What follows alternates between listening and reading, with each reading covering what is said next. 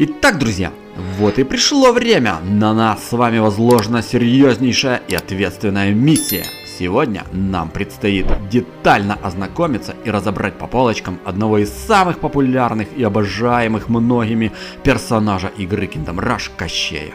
Обещаю подойти к этому вопросу максимально ответственно и серьезно. И начну я свой анализ, друзья, истории про дракона по имени Фауст. Спросите почему? Терпение, народ, скоро все узнаете. Когда были созданы эльфы, богиня Элини выбрала Фауста, чтобы он защищал и присматривал за ними до скончания времен. И таким образом она связала его душу со своим самым дорогим сокровищем слезой Элини. Фауст присматривал за эльфами, пока их цивилизация развивалась и расцветала. Он был там, чтобы благословить маленькую принцессу Алерию, когда она сделала свой первый вдох. Эльфы, в свою очередь, уважали, любили и почитали его. Мечтой каждого эльфийского волшебника было научиться у него продвинутым техникам произнесения заклинаний. Он оставался преданным этому делу до того рокового дня, когда ужасная богиня-паучиха осквернила сущность кристалла и в процессе душу самого Фауста. Оскверненный темными силами, он постепенно отказался от драконьего колдовства и обратился к искусству темной магии. Могущественной силе, которая в итоге поглотила его плоть, оставив после себя только кости. От бывшего эльфийского защитника ничего не осталось, даже его имени, поскольку теперь он был известен нам как Кощей.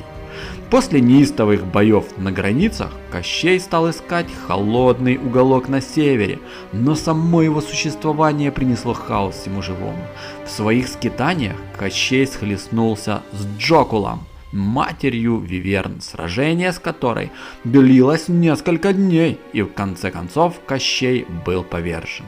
И только тогда, как это ни странно и парадоксально, он обрел долгожданный покой. Но все мы знаем, что драконы живут вечно.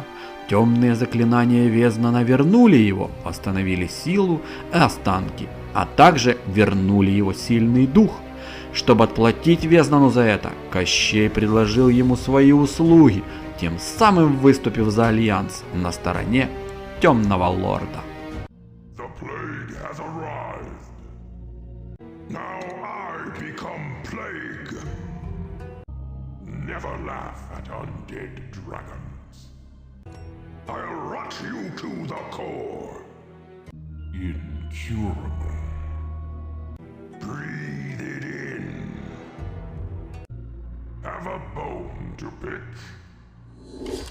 Ну а теперь, друзья, к самому сладенькому и основному. За основу буду брать максимальные показатели Кощея на последнем 10 уровне его прокачки, дабы детально сравнить его знакомый образ Фронтирса и перерожденный под воздействием темной магии Везнана новый облик Кощея. Кощей обладает способностью летать, и он не приземляется на дорогу, чтобы атаковать. Будучи нежитью, Кощей невосприимчив к яду и ауре смерти призрачных воинов. Также Кощей наносит всплеск чистого урона, и любой враг, получивший от него урон, становится зараженным. В игре Kingdom Rush Alliance Кощей имеет на 10 уровне 540 единиц здоровья и наносит 32-46 урона. В этом компоненте на самом деле Кощей из Фронтирса выглядит слегка поинтереснее. Восстанавливая 26 очков здоровья в секунду на 10 уровне, он имеет 650 здоровья и наносит 20-59 урона.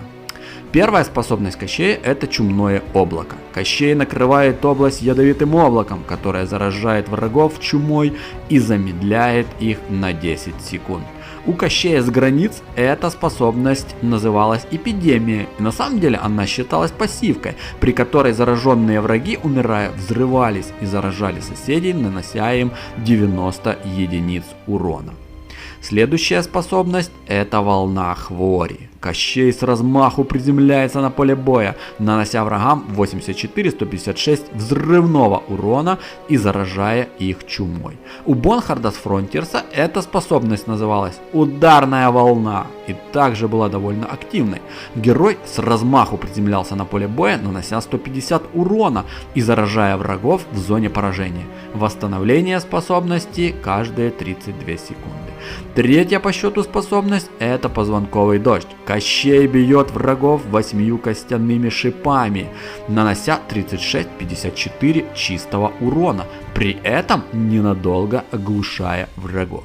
У более ранней версии Кощея эта способность называлась «Дождь из шипов», восстанавливалась каждые 21 секунду. Отличием было то, что раньше он бил по врагам 10 шипами по большой области, нанося при этом немного меньше урона, а именно 20-44.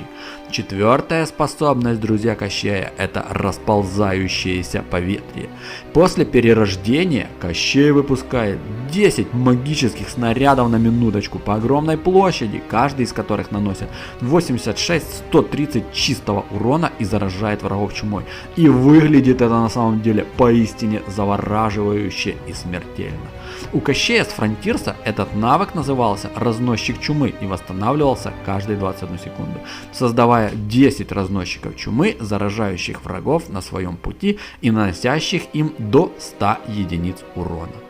И напоследок, друзья, не менее смертоносная способность Кощея — это воскрешение драконов.